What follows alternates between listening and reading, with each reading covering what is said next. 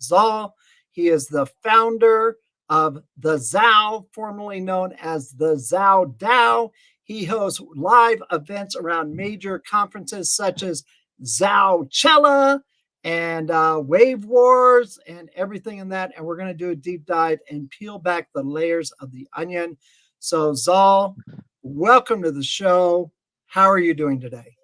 I'm doing amazing. Thank you for that wonderful intro, Will. It's awesome to be here with you. We have chatted a bunch on a ton of different community calls and one-on-one. But it's awesome to be here in this, having this opportunity to be interviewed by you because there's a lot of things we can get into. And there's a lot of things that I haven't had an opportunity to go into as much in different spaces. So it's awesome to be in this community with these individuals here, and it's awesome to also see some amazing faces in the crowd. Awesome, awesome, awesome. Well, man, what brought us here? Well, let me start from my viewpoint real quick. So, I first met you in a community where the main organizers of that community I had previously met at Web3 conferences, primarily Brandon David, right? So, yeah, and the Web3 Music Connect, I think he called it at that time, something like that, or Music Tech Connect. That's what it was. There Music it Tech is. Connect. So we first met in Music Tech Connect, which was an online Zoom networking, getting to know everybody, what everybody's focus was inside and outside of Web3. The major emphasis was establishing this connection between Cleveland and Nashville and representing that connectivity there between both those vibrant music scenes, right? But also getting people involved in this new experience of Web3, what it means for musicians, what it means to the creator economy, what it means when we take ownership and are representative of our data. So that's where it started for us together. Then from there, they kind of went in a different direction strategy wise, which I understand it, right? But we kind of weren't that connected anymore. And then we found ourselves again in the optimism fractal Yeah. community. And I'm excited to get into the mechanisms that are produced by that community that you have applied to your community and the way that you have community engagement inside those out. We'll get into that later. But I just want to set the framework for the audience. So, this is the connectivity of how we met originally, where we've reconnected again, and now where we've come today. Because in one of those meetings on Optimism Fractal, my message obviously resonated with you because you went to the emphasis to say, hey, Will, how do I get one of the education passports for KF Media? How do I tap into what you're doing? How do I get access? And I said, here you grow. I'll use my vocabulary for this context. So here you grow, Zal. Here's the opportunity. I put the opportunity in front of you. You took advantage of it. You are now one of the community members of the KF Media community, represented by our education passports. You have full access to our learning center. Also, as a regenucator, which we hope you join those ranks soon too, you have the opportunity through that education passport to create a course of your own so that you can teach others what you know, right? And, maybe, I don't know, maybe it's about laying down beats. I know you're well connected in that area in the Web3 music scene or the music scene in general. Maybe it's about hosting events, whatever it is, whatever inspires you and whatever you're ambitious about, we would love to have you. And one of the other benefits, because I am greeted here by one of our other regenucators who is also our animator, who is creating the lore around the regenucators and the adventures of the regenucators in the Web3 experience. We would love to create a character representation of you and Cool. build you into that lore. That would be amazing. I love it. I have a lot of ideas, and there's gonna be a lot of things. Yeah, no, but I would 100% love to get into it. I'm excited to learn more, and dive into it with you. All right, cool. So let's start here. Now that everybody has some context and framework on our relationship, is that an accurate representation first and foremost? I want to make sure Yeah, no, that I'm was wondering. Okay. perfect explanation. Okay. Both of those communities were amazing communities. Um, and yeah, no, it was awesome to be able to see you a second time after having that space in between. Also, for me to have my opportunity to grow in the space. And that was a amazing opportunity to reconnect in one of the best communities, I think, in Web3 personally. I mean, outside of Let's Grow DAO and a couple of the other communities, I would say yes, they're in my top five. They're in my Exactly, right? top five communities. Okay, so let's start here with you on this interview. Give everybody a little bit of background, where you come from, how did you find Web3, and then maybe we'll dive into kind of the motivation behind your participation here. Yeah, 100%. So my background stems from being born and raised in Boston, Massachusetts, for 18 years. I spent then 5 years out in Rochester, New York, getting my engineering degree. Had the opportunity to spend 2 years in Portland, Oregon, working out there full time, and that's where I really started my Web3 journey. I had the opportunity as I dove down the rabbit hole um, of meeting individuals in the Portland community. And the Portland initially was a Bitcoin meeting, but that turned out to be a lot of older Caucasian gentlemen. And they actually, one individual there added me to a bunch of telegrams. It was like 4 or 5 that were in Portland, different communities. A bunch of them were old because I was getting into it during the bear in 2022 Feb, or 2023 Feb. And during that time, not a lot of people out there. So some of these telegrams were dead, but I started to just get involved in any way, shape, or form I could. And I felt like those in-person community events where I met people and could like understand and really talk to at a fundamental level and understand what kind of with body language as well, I feel like is a huge part of this experience. And some of it is also being anonymous, right? So it's people take it to two different directions, and I think that in-person connection gives you that additional bond that when you connect again over the internet from whatever way, shape, and form, it really adds to that. And you're like, you kind of understand, okay, I know where this person's head's at, I know what their ethos is, like I can get behind it, so it makes it all that much more you want to push behind them. So like those in-person events really like pushed me over the edge of learning as much as I could about especially Regen, because their whole goal at PDX that was to bring different communities and companies together to create a regenerative network where we were using crypto, but that has now split off into a couple different uh, working groups that I haven't been in Portland for a couple of years, so I don't really know too much about what's going on. But it's always good to connect back with them. Yeah, no doubt. And I share a similar experience with in person events, right? In 2022, I went on this journey because I was working as a Web3 business operations consultant for a Web2 financial product company. And they sponsored me to go around from conference to conference as a form of business development for them to search out the Web3 solutions that they wanted to integrate into their platform in their product that they were building, right? And I found great value. One of the most rewarding values, and probably another one where I gained a lot of experience in this new era of broadcasting, right, was through my Social Bees DAO community. There was talks where we organized an event in a very localized area where there was a heavy concentration of the community. That event ended up getting shut down because there was a coronavirus outbreak, right? We organized another event and said, "Hey, let's make sure this happens so we can all get to know each other." Even though we were knowing each other on Zoom every day, it's not the same in A a million virtual setting percent. as compared to an in-person setting. So we put together a conference. We put together a blockchain event in the greater Phoenix area. We all came together. We got to commune. We got to fellowship. We got to know each other intimately, like you said, reading the body language, right?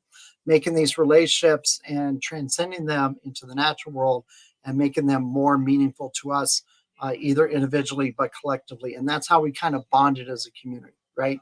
As far as the specific broadcasting, the broadcasting experience, we were actually in flight of what we thought was going to be a 30-day X Space marathon that turned it into a 60-day event. But I was boots on the ground at the secondary conference that we hosted in Austin, Texas in June of 2022. right around simultaneously happening in the background was Decentral, and then it was a lead up into Consensus, right? Uh, So that Austin, Texas experience, I was the one boots on the ground when I wasn't speaking on stage to make sure the broadcast stayed live, to make sure the people out on X Spaces could enjoy the experience of the conference and be tuned into all the talks because there was no live streaming option for that conference, right? So yeah, I resonate with that. More recently, when I went to Tulum in December and partnered with Sandra and Chucho and Steph Ferreira of Refi Tulum, right, on a wild activation event, the people there in the local community in Tulum that we invited in to participate in this event, I just saw the light bulbs go off in their brains and I saw mhm. their faces light up, kind of like you remember like when you're a kid and you get like the best Christmas present ever on Christmas Day, right? It was kind of like that feeling represented on their faces emotionally. And there was this emotional connection to that too. And I feel Sandra kind of probably felt the same way as well. And you know, it's just these amazing experiences that we can take from this virtual environment. We can transcend them out in the natural environment. We can incorporate more people into the process, into this movement that we're building against the technology.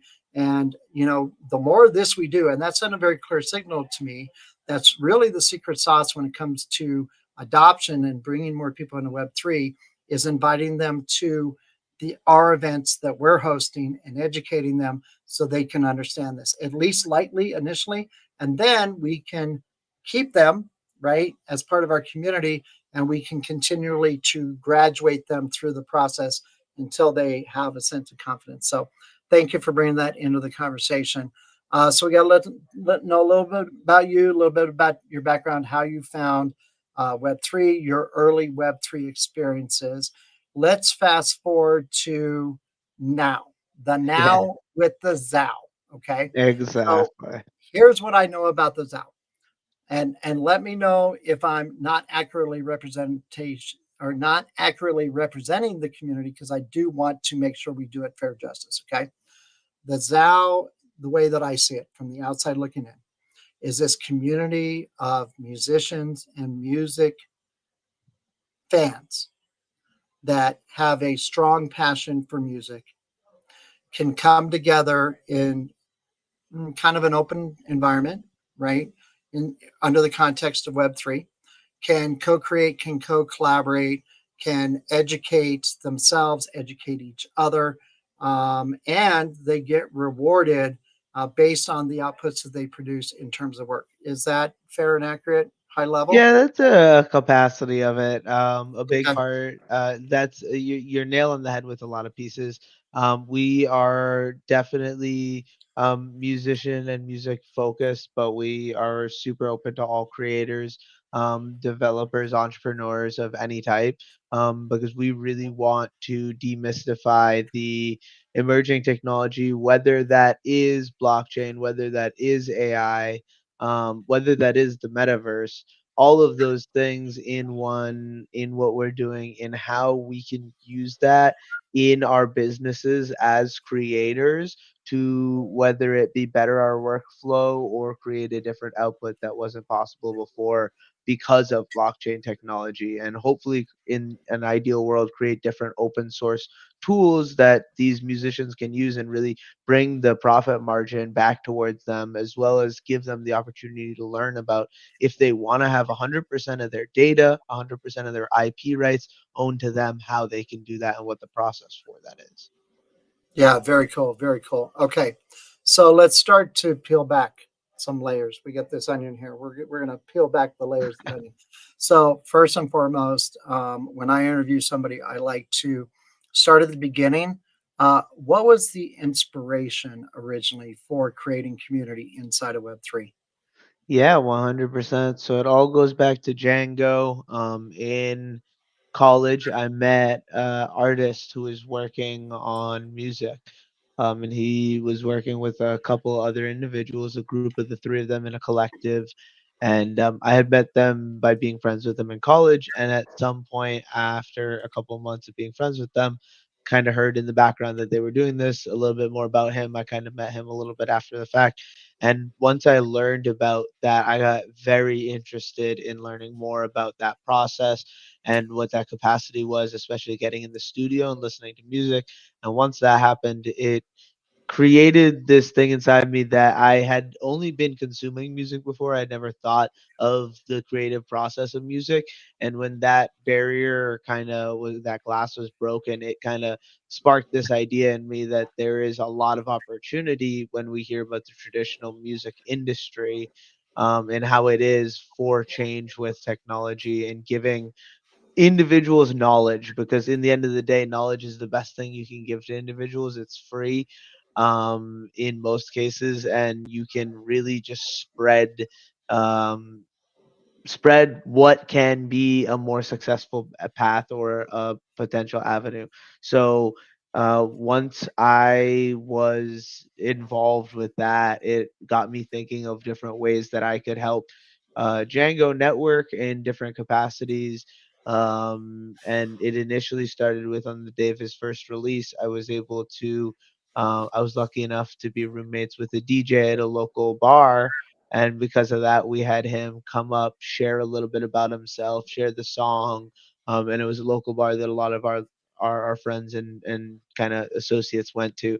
So it was a great opportunity to kind of see that right in action with absolutely no music experience, no music background, no music knowledge, to my name, just the A, gumption, and then B, more math, science, analytical, organizational mind coming to it, and kind of bringing a different perspective for musicians and supporting them in a different way than an agent or a manager would in different capacities. And it really stemmed from that. And when I was trying to network him with different folks, initially it became a challenge having not having any music background, experience, or connections. So once I moved to Portland, started having a full time job instead of being a college student, had a little bit more money for bootstrapping everything we were doing, as well as um, having learning about Web3. That whole experience initially was so jarring to me because it was a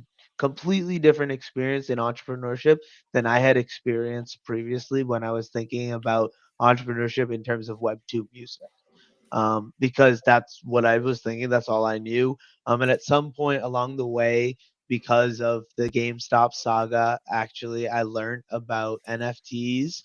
Didn't really realize they were blockchain for a little bit until someone introduced me to the first NFT project that I thought actually had real utility. Everything else, I was like, okay, like whatever, right? Like, especially on the outside looking in. And it was basically just an NFT for a fan club. It didn't necessarily need to be an NFT, let's say now, but I really liked the idea, and she gave a good pitch for her background and why it mattered to her. So I asked her, again, and in person. I met in person as well, so that was a big difference as well. I asked her for advice or connections, and she actually didn't do the NFT part. She connected me with someone, and he gave me 3 or 4 different things to research, and that's what really sent me over the blockchain rabbit hole initially. And once I learned that, I could really see how everything applied to everything I had been doing before. I was thinking in the music industry before. I thought I would have to build everything, and then just seeing Ethereum, different applications being built on it, being like, oh, okay, I don't even have to worry about all these things. I can build on top of other things that people have built. People have been thinking about this for the last 6, 7, 10 years. I mean, thinking about it for a lot longer, but it's been around for new amount of time. And it also became really interesting to me when people were saying, anyone that says they're a real expert in DeFi or any of this stuff, more than 2 or 3 years is lying to you, because it's only been around that long. And that's why it's a great opportunity to just get yourself busy and knowledgeable and understanding about it. And that really opened all the doors. That's awesome. Okay, so let's think back to the early days of the community, right? Hmm. Were you the main instigator, or did you have other co-conspirators? And I mean that in a polite, respectful, and on that, not in a negative Oh no, a connotation. million percent. That's a great transition and a Yeah. conversation about DAOs. And this is where we can get into the fractal, because There was a co-conspirator. That is what really started it. I spent my 2023. I said I joined in January, February. Around is when I started really diving deep. And I decided that I would spend some time doing my due diligence for Django and just joining communities, music communities. I understood that the market wasn't at a great time, so I understood that there was a lot of people that weren't in it and a lot of people who had a lot of cons about communities, which is a thing I wanted to learn for sure. But I was also really curious about the communities that were out there, that were still out there, that were active, that had participation in them even during those times, and seeing how that participation and included Web3 in whatever way, shape, or form. I was really interested on the behind the scenes, the more technical side, really diving really deep into like Bitcoin initially, and then just learning about the technicals of different blockchains and why it matters to be on different ones. Because again, if I'm going to advise my musician to build his music career or in different capacities on something, I want to understand what all the implications of that are. And during all of those communities, one of the first communities I joined their DAO. And it had initially supposedly been 150 people. By the time I joined it, it was five. And at the point of 3, 4, 5 months later, after a few months, it was just the two of us, me and Candy Toy Box, Sam, as we call her in the ZAO. And she actually came up with the name ZAO. Oh no. Oh no, you're lighting. Oh wait, can you hear me? I can still hear you. Yeah, I just don't have Oh, your I lighting. don't know There we what go. happened. It There we just go. flashed. We got your lighting. There We we got your go. lighting. By the way, Okay. I just want to alert the grow police that the grow vocabulary is not necessarily applicable when we're having these interviews and these conversations. I mean, we'll do our best to mind our P's and Q's, but it's not necessarily applicable for the sake of conversation. So, as you were before your studio lights shut off on you, you're Okay. talking about I candy. don't know what you mean by that, Oh, you don't know but about the yeah, vocabulary? no. Oh, well, we'll cover that. We'll cover that later on. We'll cover that later on. We'll cover Okay. that later on, and we'll get into that when you flip the script on me. But, anyways, okay. So you're talking about Candy and the early days of the community, Yeah, so she came right? up with the name for the ZAO. She came up with it. It stands for Z Talent Artist Organization, and she kind of had this idea that we were kind of done with the DAO we were a part of. It was kind of done and finished, and we were the only two remaining. And she was like, I am a mother of three with a newborn at that time. Yeah, I think the kiddo was like 8 months old. I don't have the time for being a founder, but she was super knowledgeable and super excited about it and wanted to do things. So she was like, I want to support you and what you're doing with music. Like, let's rock this out with this out. And that's really what started the process. And what went on from there was I just got a bunch of people that I had met from all the communities I had met in 2023. Beginning of 2024, January, we started just Zoom calls weekly. I used them as focus groups, got all of the people I knew that were pretty smart together as much as I could, and that were available as well at the time. And it was an opportunity for me to dive into an idea and just keep on coming back with more ideas and building off of that. And eventually, at some point during the beginning of this ZAO, I joined I think I was a part of Optimism Fractal when I was thinking about it and thinking about ways I could include what Optimism Fractal was building into our process too, because one of the first big pieces of advice I got from a lot of folks was, don't start with the DAO. A lot of people were saying that when we were initially starting. I really liked the name the ZAO because it was a great pun and we knew we could use it. So we were like, okay, we're the ZAO Collective right now. We'll figure all that out. And the goal is to progressively decentralize. And I think the best tool for that right now, that I've seen at least, is this respect game as well as the community that comes along with it. It was a great opportunity for me to join a community nearer to the start than a lot of communities that have been out there. A lot of, especially music communities that I joined, had people that had been OGs for a couple years, this, that, and the third. So for me joining in, there wasn't anything special about some of those, but joining Optimism Fractal in like the fourth or the fifth or the sixth meeting gave me that, okay, this is cool. I can make a difference here. And that was really awesome to see because they welcomed every idea I had with open arms and got really excited about the idea of implementing it in a different community and seeing what that was like.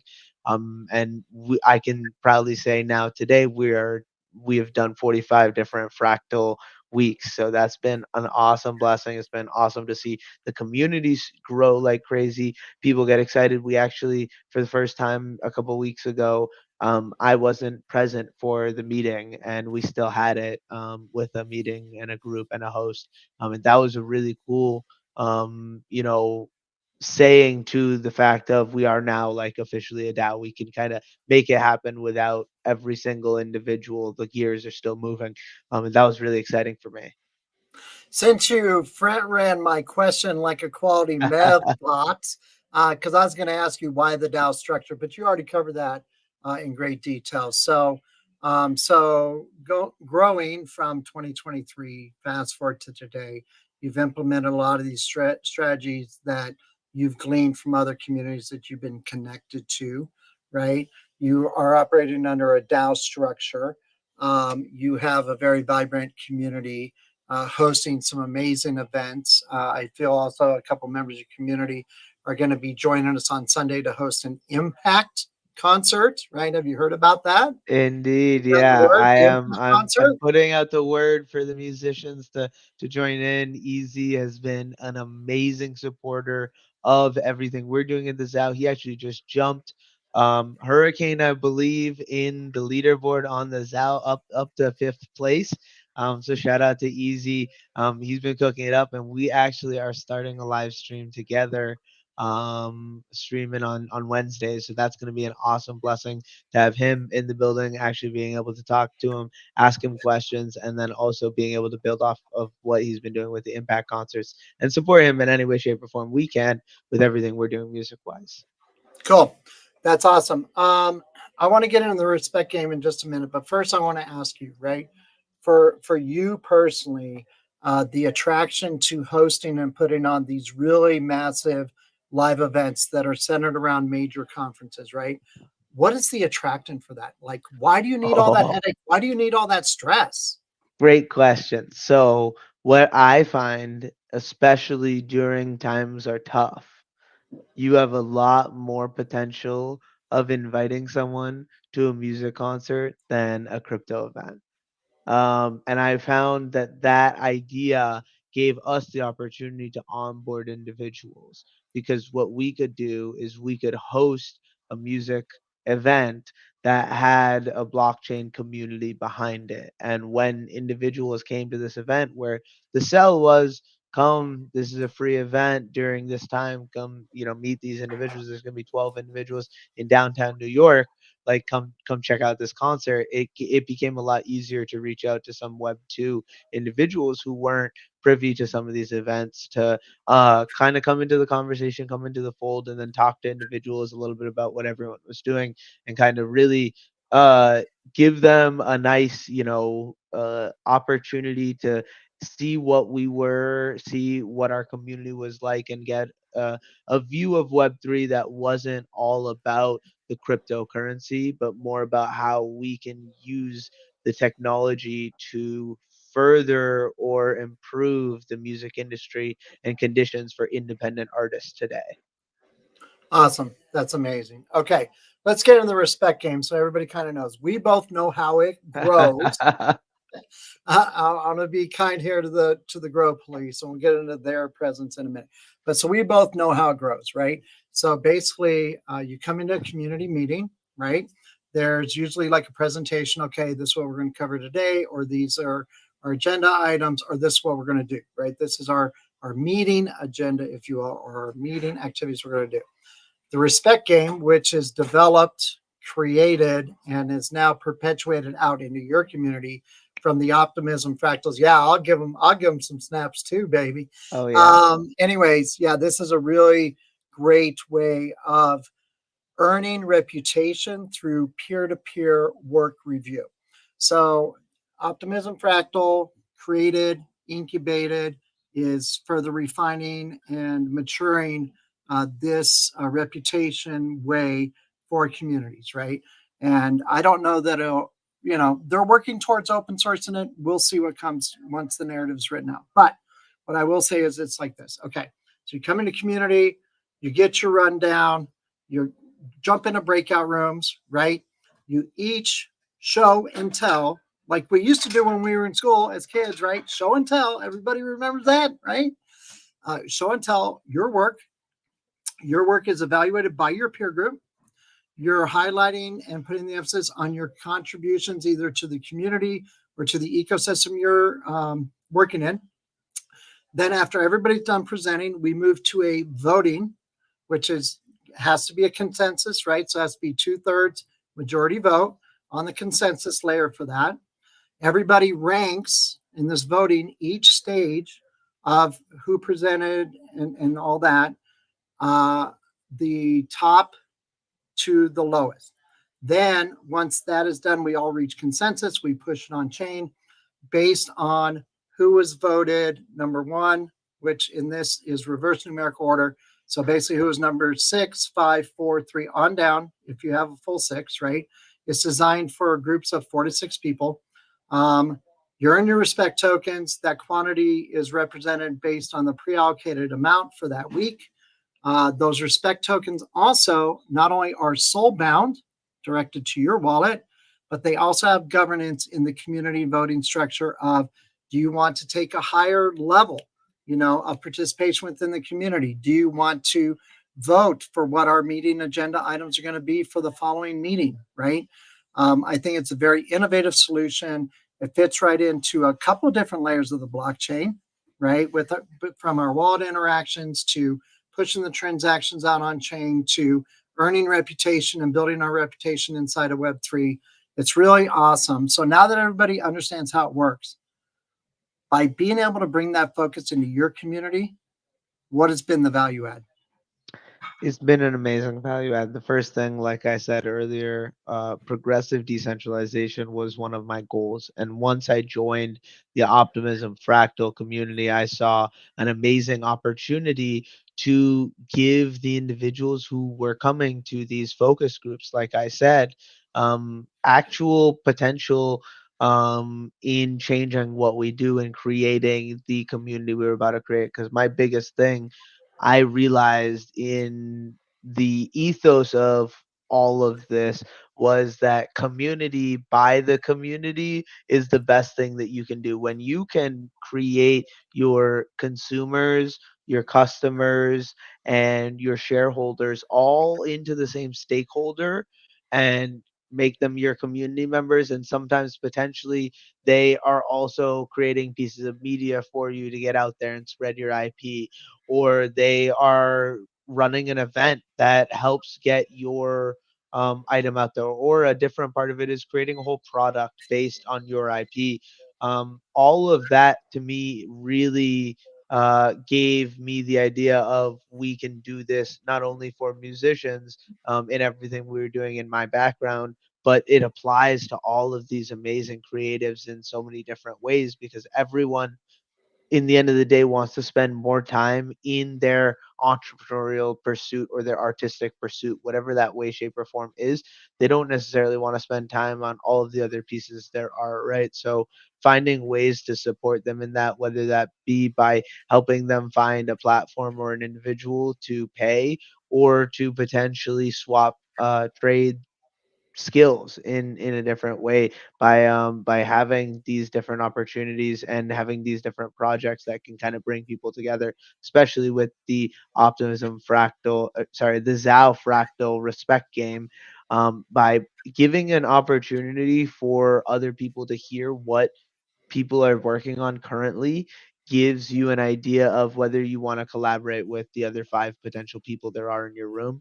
And I always like, I had always been in different groups, joining, chatting with different people, networking, and the like. And this gave me the opportunity to always tell people, okay, you like what we're doing? Come to the fractal. Like, come meet other people. You can immediately find individuals to collaborate with that you will enjoy, or that are in your space, or that you can learn from. And that, I think, was the huge value add to me, was I had a place, a central place where I could usher people that really wanted to be here and support everything we were doing, because those individuals would come back to back every week, and some individuals would fade out and some individuals would come, and then some individuals would actually come very intermittently but come consistently in that intermittent time.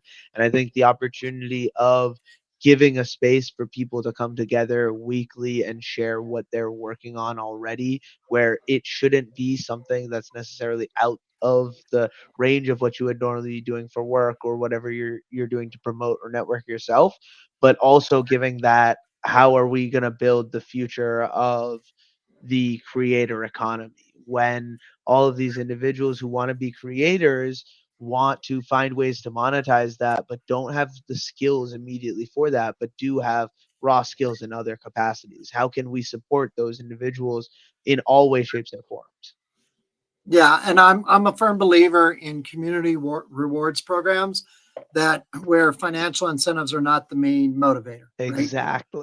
When we first were looking at forming KF Media in its current iteration, we're going to talk about brand voice and exercises too, because I know you went through this recently with the ZAO.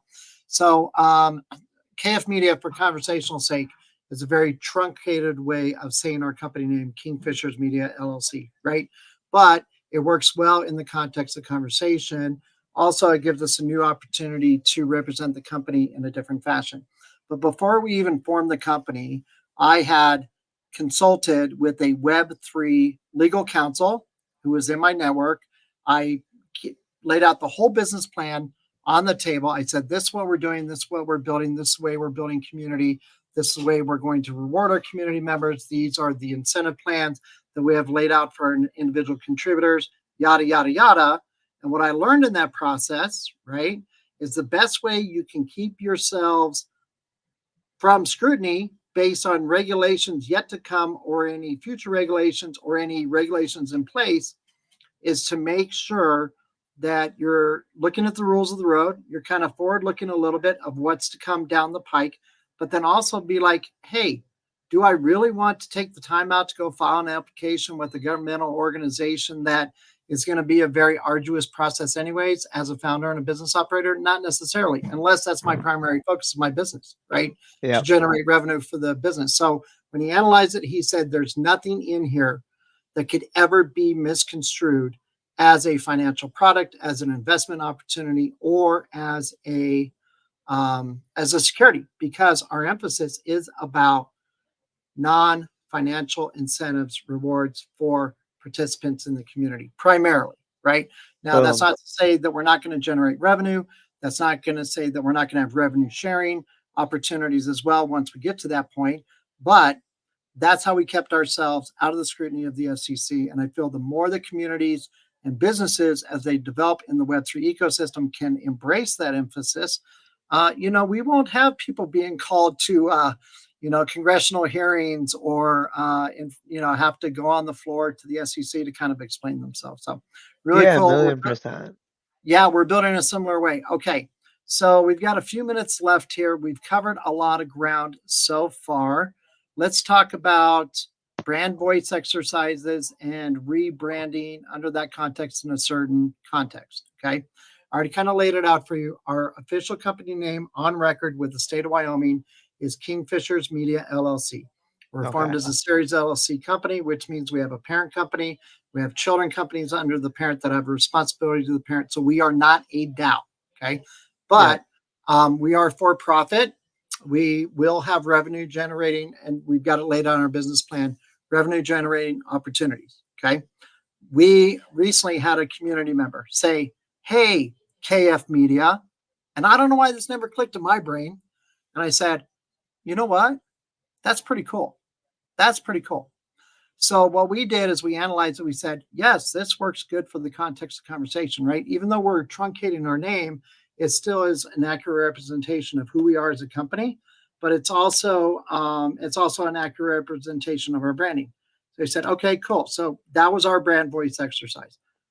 Let's talk about the transition from the ZAO DAO So to it the wasn't ZAO. even that. Like, there's a million, No, million, million steps. So it all started in a cabin in Utah on my first ever West Coast skiing trip. I was out in Utah with a buddy from college, and after I was out there for 7 days, and we skied for 6 of them. It was an amazing, like, one of the best experiences of my life. And when I was down there, I was searching domain names. And I had always liked the idea of Z Talent, the name Z Talent. That was always what was sticking in my head. So it was always Z Talent initially when I didn't know what I was doing and I didn't have a domain. I was searching for a domain. I find ztalent.agency. And that's the only thing that was available with Z Talent. So I went with that. So initially the brand was Z Talent Agents dot agency, even just to get people to go to the website if they hear the brand at all. Really like that, to be honest, still. So I keep things consistent with my domain. That's always been domain biggest thing to me, because you can always build your email. You can always do anything else off of that. That's your first primary source of decentralization, to be honest with you, right? Is buying your domain name and getting for your brand identity. I feel like, especially as a musician, that's what we suggest. So it started out with that, and then eventually with Z Talent Agency, when Sam suggested the ZAO, that's when it changed. And the ZAO we can't get on all social media platforms, so we have the ZAO DAO still in some social media platforms, and that's why we have the DAO in there. But otherwise, we don't like saying the DAO. All right, good. But it's a good play on words, right? Because Yeah, to exactly. me, it's a combined effort of Z Talent, DAO, your name is Zal, right? So it all just kind of fits together and it makes sense and it's kind of organic. Okay. I get a Oh, lot of Web 2 people with the Better Call Saul. I say my superhero name is Better Call Saul oh yeah. online, and they love Well, that. So many people. It's perfect. When thank when you, I got Breaking. that. Yeah, Yeah, exactly. thank you, Breaking Bad, for the spinoff, right? That fits well with you. Okay, cool. So before we get out of here, I do want to give you the opportunity to leave the listening audience. People are going to come back and find this recording at a later time with some lasting words from you. But before we get there, you have some questions about Let's Grow Down for me. Okay. First, well, I guess let's start with the Go ahead. vocabulary. Vocabulary. Yeah. Okay. So when we started this effort after GG19, we have 9 impact makers in the regen space. Okay.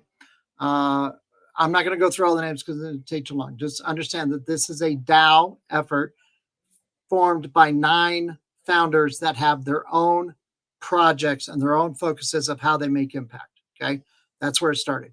So as we're developing this, our main call to product, call to service, whatever, is this continuous broadcast where we bring community members in that are operating in a similar capacity, get to learn more about them, kind of make it that networking environment. How can we create synergies? Do we already have natural synergies? How can we grow elaborate? That's one of our vocabulary. So anyways, it was this natural development of like, okay, culturally, to represent us, we should have words and a vocabulary that is in the emphasis of the DAO. And for branding, right? Let's grow DAO. We have the grow vocabulary, so we have our own little specific language. And there's only really 2 things that you need to learn about this, but there's 3 criteria. Okay. Does it replace the natural sound of O in creating a new vocabulary word? Okay. So like instead of saying we go, we say we grow. Hmm. Instead of saying donations for Gitcoin grant season, we say grow nations, right? And that kind of is emblematic of the effect of like the quadratic funding mechanism and everything like that. So we have this very specific language that's in our culture of the DAO. So there's 3 criteria.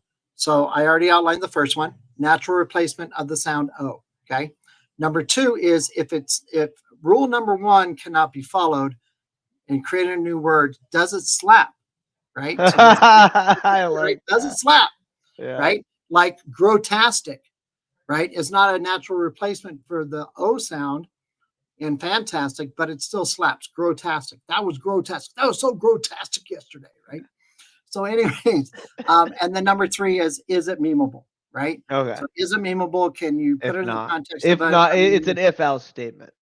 Yeah, it's an if and or statement is what it is. Okay. Yeah. Yeah. Yeah, if Okay. and or, right? I like it. So, anyways, so those are the 3 criteria. We have a very extensive list that we have grown inside of the context of 4 iterations in its current establishment as Let's Grow Live. And yeah, then we have the Grow Police that hold people accountable to that. They come into the space. You hear the little sound like you were hearing from Aloysius a little while ago, or Grow. That sound, Okay. right? Which Uh, one is that on the spaces? that's the robot. Okay. That's Got the it. robot. So you hear that sound, right? You're immediately issued a citation. The cost of citation is one equivalent of one stable coin, right? Now within our DAO, because we're public goods facing, we use the Glow dollar, USD Yeah. Glow. Okay, so it's one USD Glow. Now, what we have offered is the opportunity if people feel that they're going to make an egregious amount of infractions, they can prepay by buying a season pass, which is 10 USD Glow. And then if the Grow Police show up and they're not using the Grow vocabulary, they just flash their pass and say, officer, I'm immune from your citation today.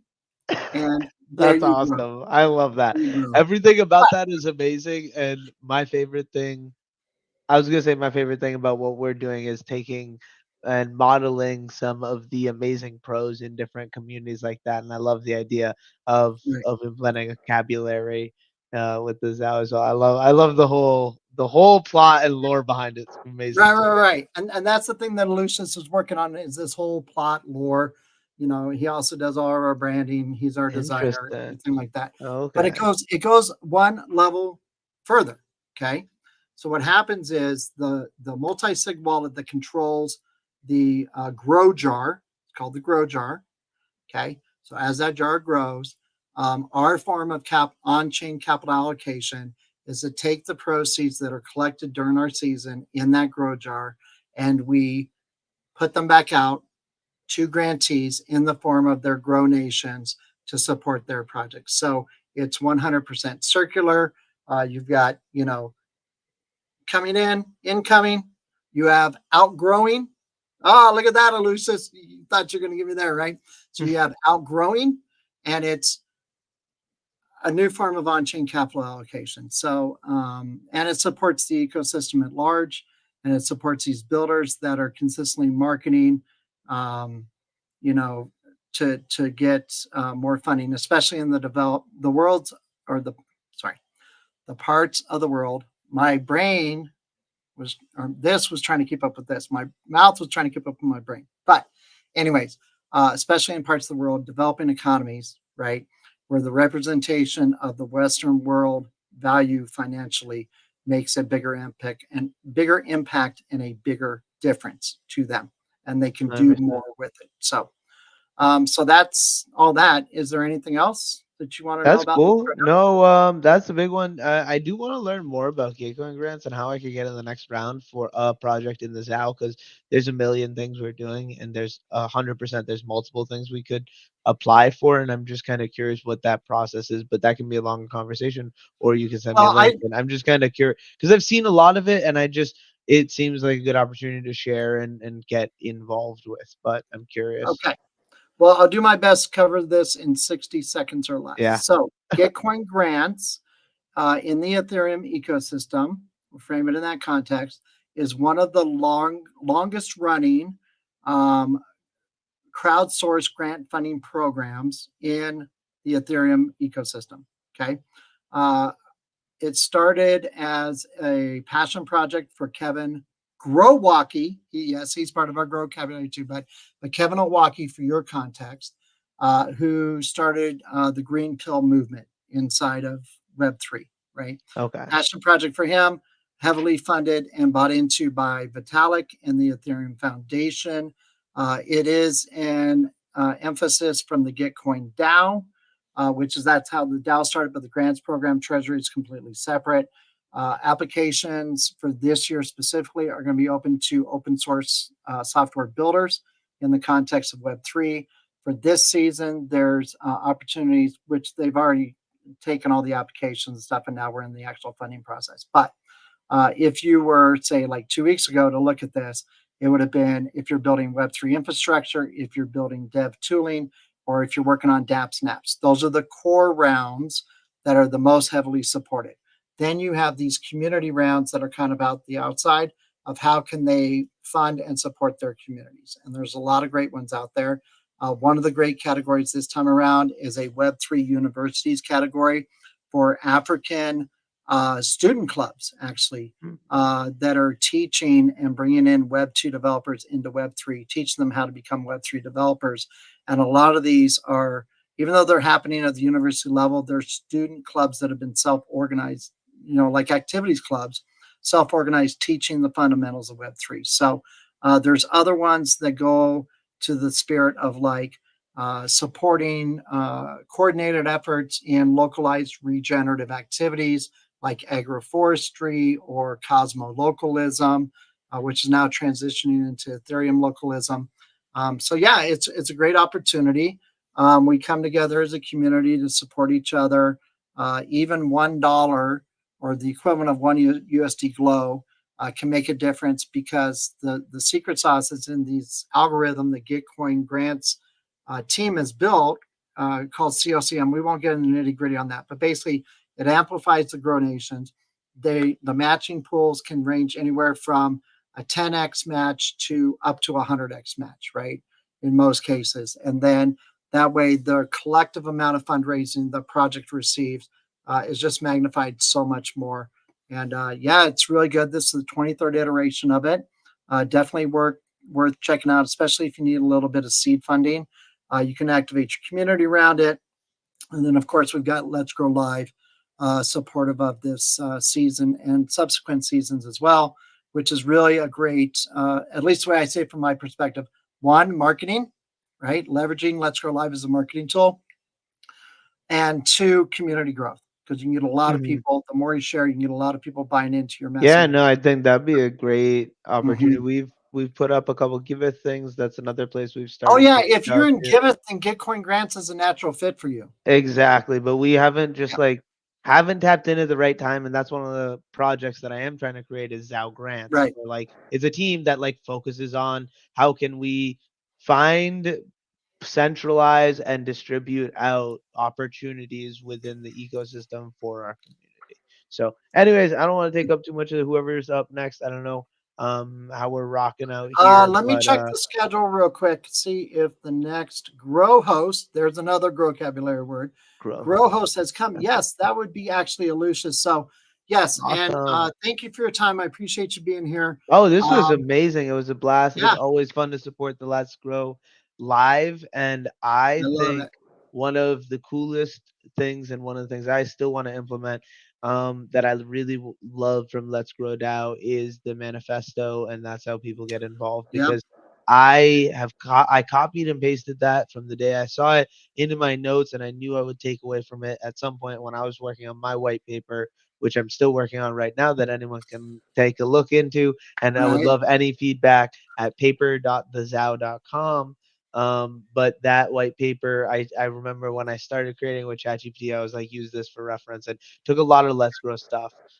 So love everything, ethos, mentality, and I want to get more involved. But again, being a founder, you're running around everywhere. So The at founder's some point, I life. will be more involved. Yeah. This is one of those ways, and being here. So it was a blessing to be here with you, and I appreciate the time. Any words of wisdom or nuggets you want to leave our listening audience, especially if they're like a creative that doesn't know where to get started? How do they get started, Ooh, Zal? okay. How to get started. The best thing you can do to get started is find the thing you have one of the biggest passions for and find somewhere in Web3, just start asking around everywhere. Is there a community with this shared interest?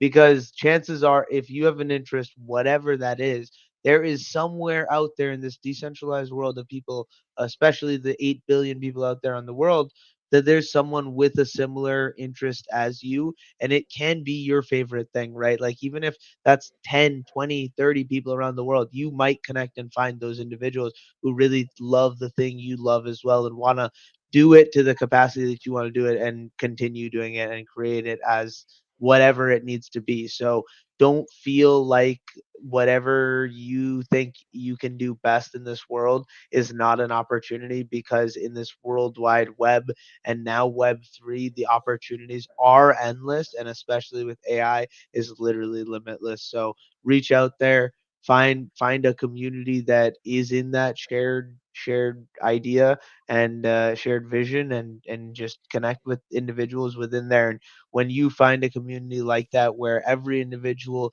that comes through and supports it and grows it in many different capacities, that's when you realize you've found a home that you can join in, and you know you're safe when you can ask your questions, especially about potential vulnerabilities, where this is, even though we like to have our non-financial incentives, there are challenges with self-custodying your assets, and there are a lot of responsibilities you take when you do that. So the biggest thing is finding that safe space and safe community like Let's Grow DAO to be. So I love Right. being here. I love being here, and yeah, Thank you. Much love, much gratitude for being here today, for doing this interview. Man, I'm so blessed and honored to be connected to amazing people like you. Let's go vibe with the community in the space, shall we? 100%. Let's do it up. All right.